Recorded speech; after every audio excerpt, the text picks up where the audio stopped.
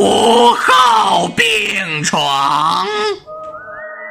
上次给大家讲了接阴婆婆的事儿，这次我们再来继续讲另外一个故事，那也是我的亲身经历。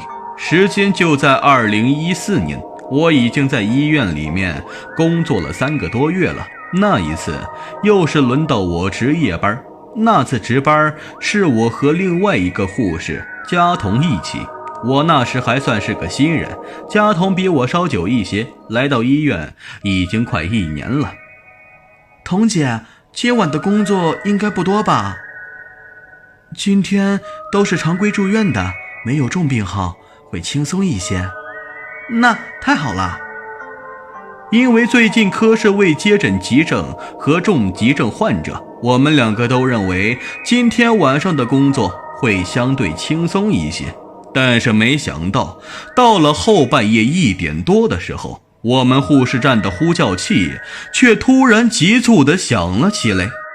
那个呼叫器可以显示我们科室所有病床的应急呼叫情况，白天还没什么，但是到了深夜一响起来，那声音回荡在安静空旷的大厅里，显得异常的刺耳。这次显示灯显示的是5床呼叫，我倒是没有什么想法，但是彤姐的脸色却突然的变了。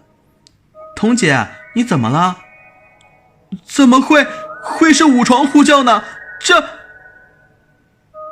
彤姐，怎么了？5床有什么问题吗？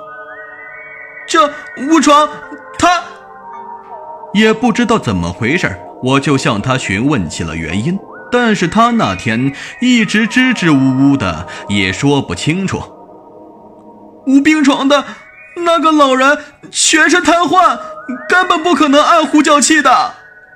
他的意思是5床那间病房里面只有1个病人，是一个老人，属于植物人状态。晚上家属不陪床，那病房里根本不可能有人去按那个呼叫器呀。听到这里，我觉得很奇怪，但是当时并没有多想，只是觉得我自己是新来的，这些活就应该我主动去做，就起身去了那间病房。你小心些。没事，彤姐，我过去看看。